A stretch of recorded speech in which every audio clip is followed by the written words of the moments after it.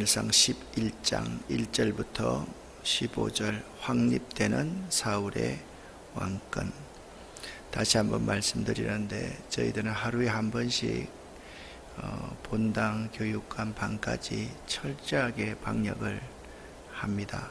어떻게 보면 외부적인 요인이 없으면 이 장소가 가장 안전하다고 생각할 정도로 철저하게 방역을 하니까 교회 나와서 예배 드리실 때 안심해 주시고, 또 여러분들이 기도할 때 마음이 좀 찝찝하고 그러면 항상 마스크를 끼고 답답하더라도 기도해 주시고, 이렇게 하면 이 위기가 잘 넘어갈 수 있을 거다라고 생각합니다.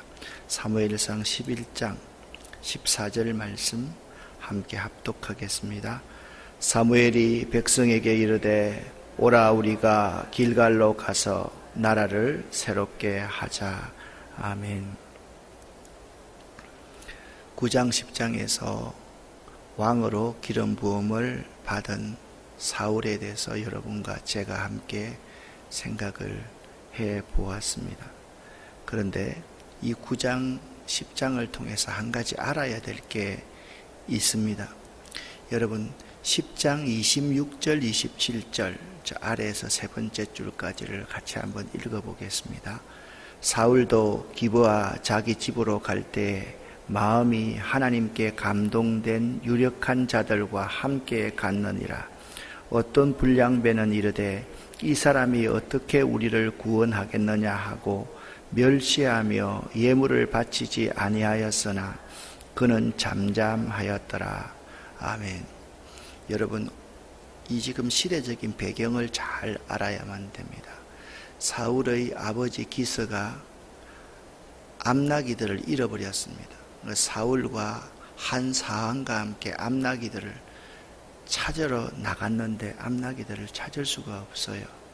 마침 그때 사한이 하나님의 사람에게 찾아가 보자 라고 했을 때 그들이 사무엘 선지자, 선견자를 만나게 됩니다. 하나님이 사무엘에게 하루 전날 내일 이맘때에 이런 사람이 너에게 올 것이다 라고 알려주어서 사무엘이 사울을 만나서 당신이 왕제입니다 라고 선포를 하였습니다. 그때 사울이 뭐라고 말하면 나는 베냐민 지파입니다. 오늘 왜 베냐민 지파가 이렇게 멸시를 받을 수밖에 없었는지 사건이 오늘 나오는데요. 나는 베냐민 지파입니다. 가장 작은 지파입니다. 우리는 왕제가 나올 수 없는 지파입니다.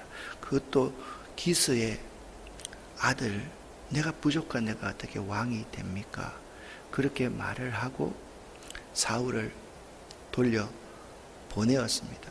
그 다음에 이제 10장에 이런 얘기 사무엘이 사울을 불러서 기름을 붓습니다. 그리고 모든 사람이 사울을 왕으로 추대하겠다라고 했는데 그 모든 사람은 이스라엘 전체가 아니고 전체 지파가 아니고 원래 베냐민 지파가 한 지파가 기브아 금인 사건 때문에 기브아 금인 사건이 뭡니까?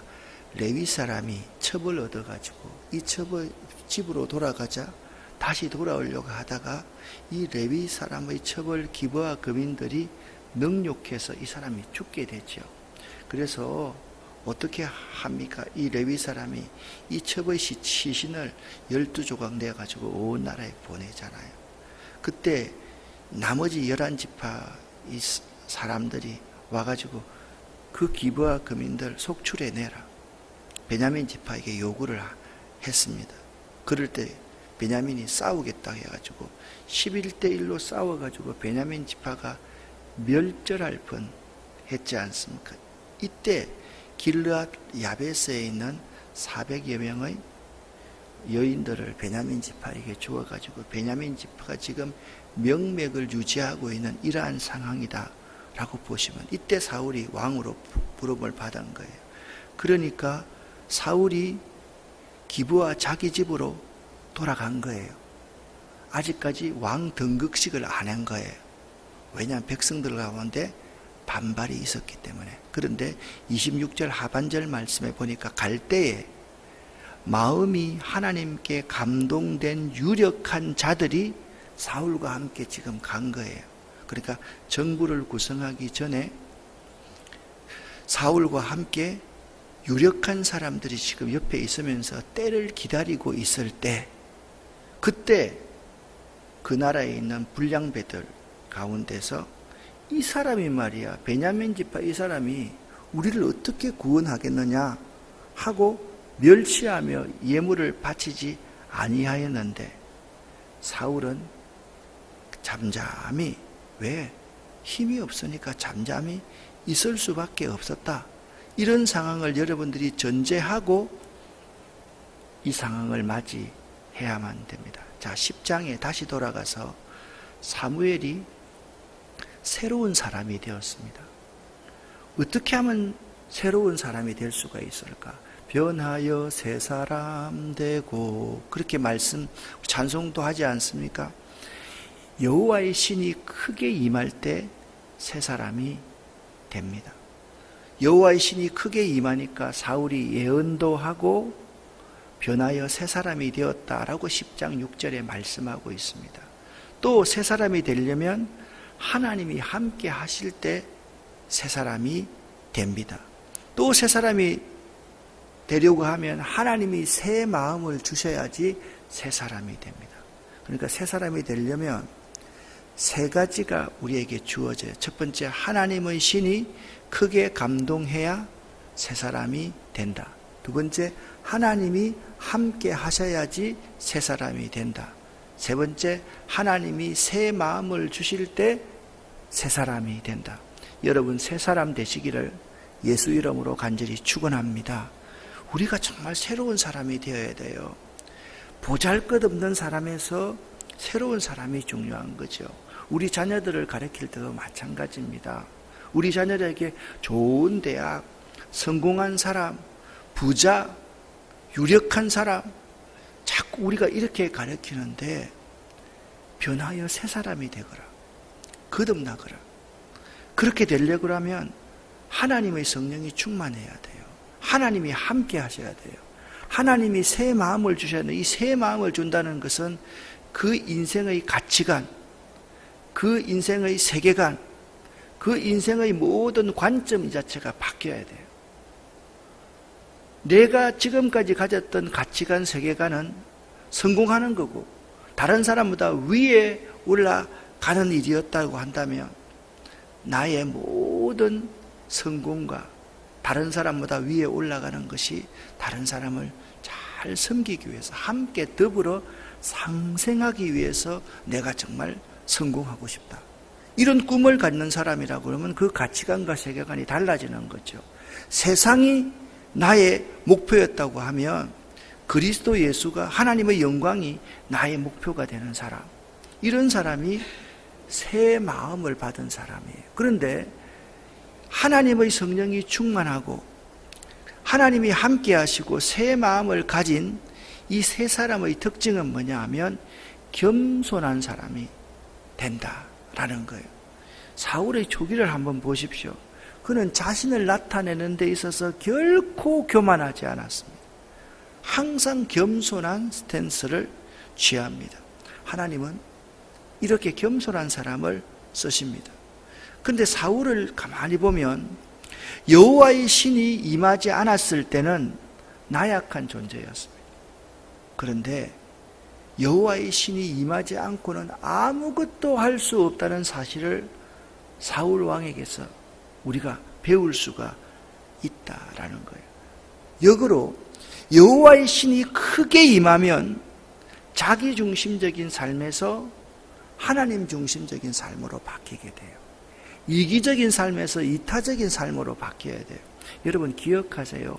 예수 믿는 사람은 있잖아요, 이기적이고 개인적이고 그건 죄악입니다.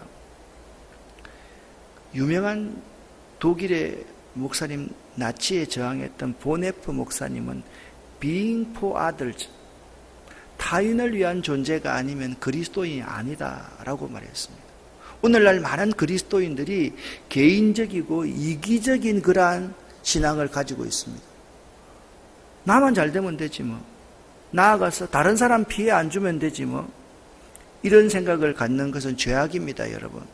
그리스도인들이 나 혼자만을 생각하면 아닌 거예요.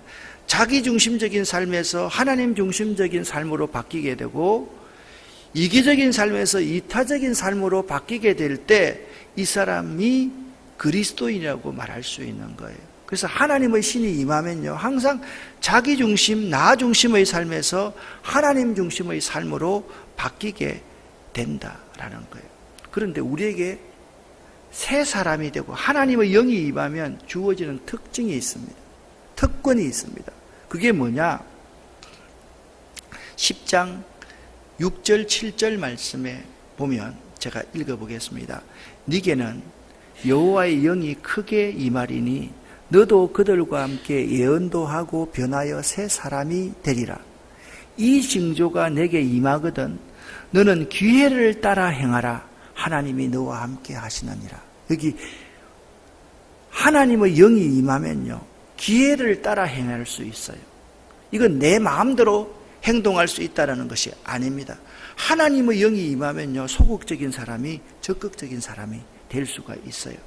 하나님의 영이 임하면요, 하나님이 주시는 그 하나님의 영광이라는 목표를 위해서 열정을 가진, 추진력을 가진 사람이 될 수가 있다라는 거예요. 그래서 하나님의 영이 임하는 것이 매우 중요해요. 새 사람이 되는 것이 매우 중요해요. 10장 7절 말씀을 쉬운 번역으로 읽으면 이렇게 말씀하고 있습니다. 이러한 표징들이 있은 후에, 표징이 뭡니까? 새 사람이 된 후에, 여호와의 영이 강력히 임한 후에, 하나님이 함께 하신 후에, 새 마음을 가진 후에는 무엇이든지 당신 뜻대로 하시오. 왜? 하나님 중심의 삶이 되었는데 내 뜻대로 하는 것이 이기적인 그러한 결정은 아닐까 아니에요. 그게 우리에게 주어지는 특권이라는 거예요.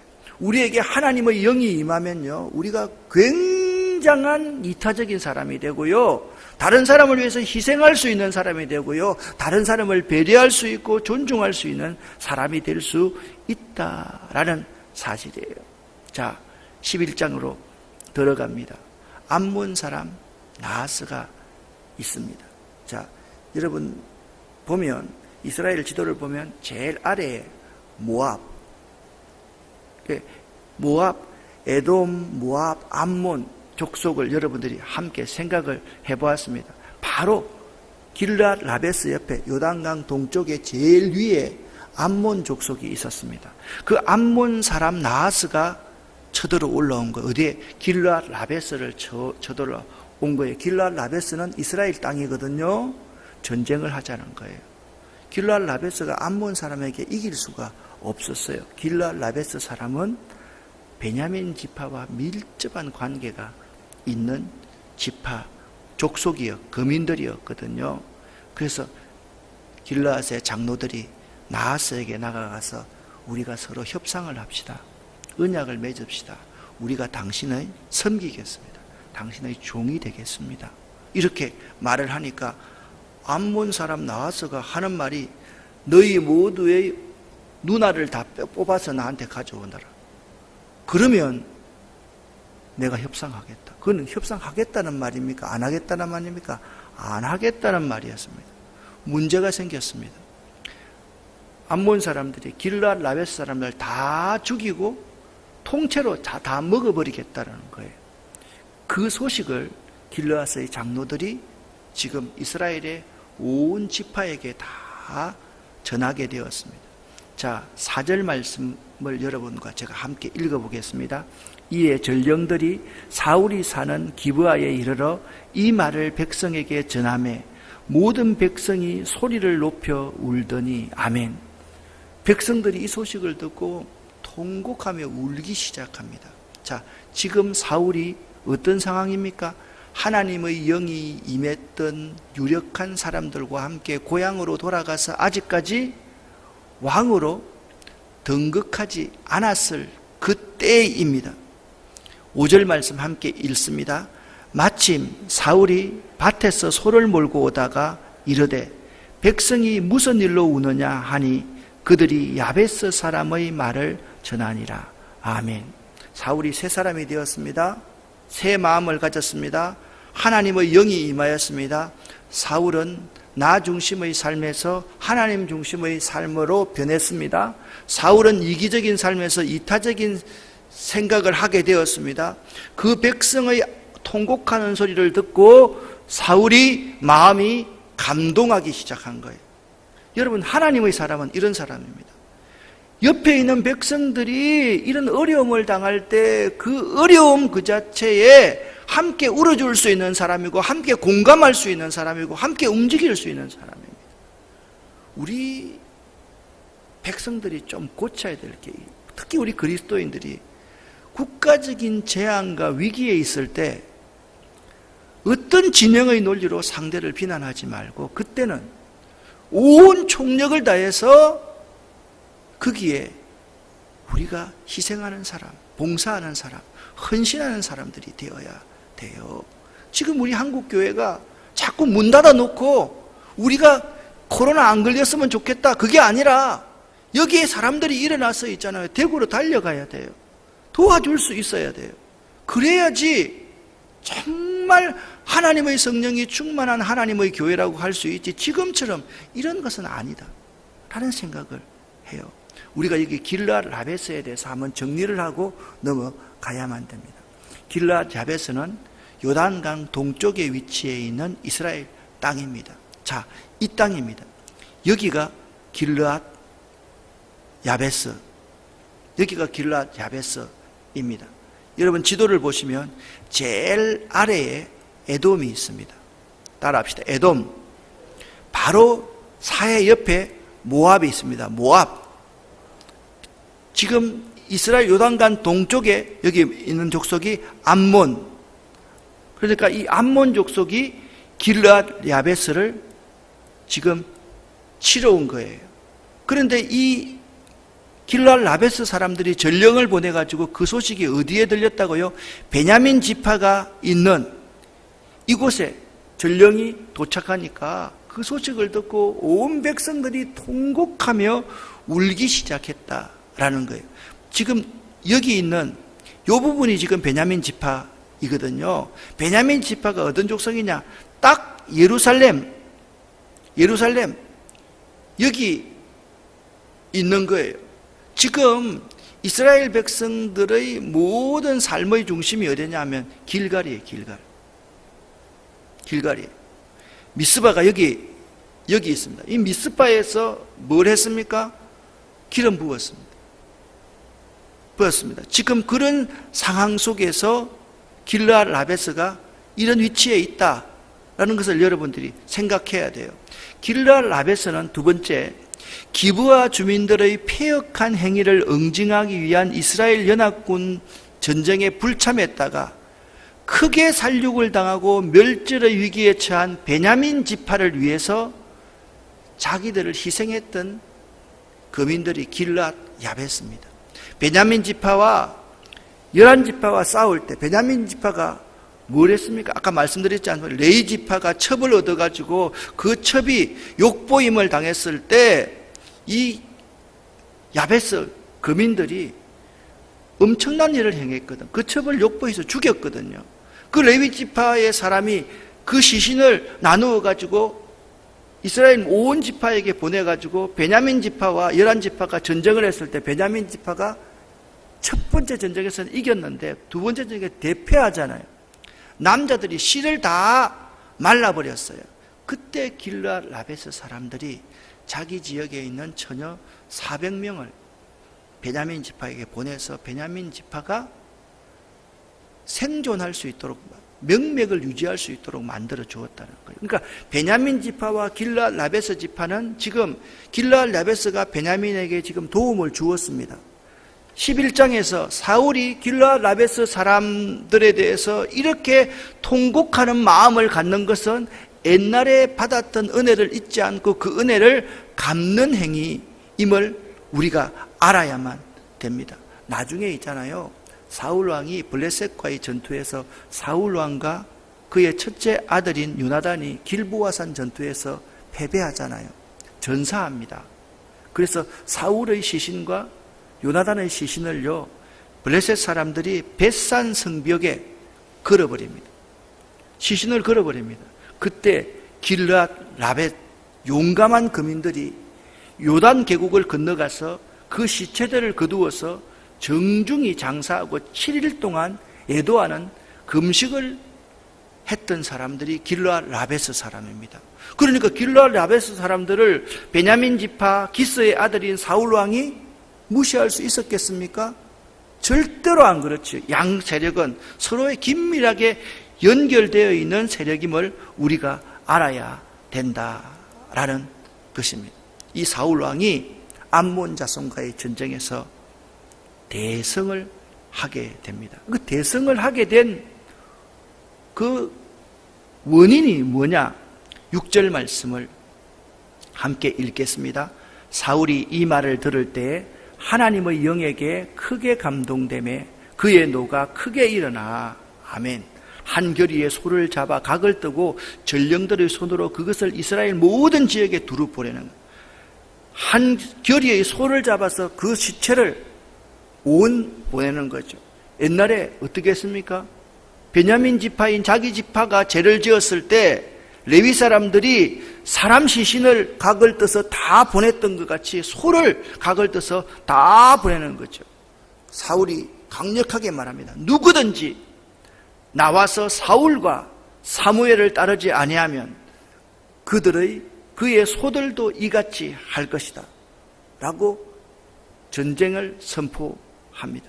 온 백성들이 모이기 시작합니다.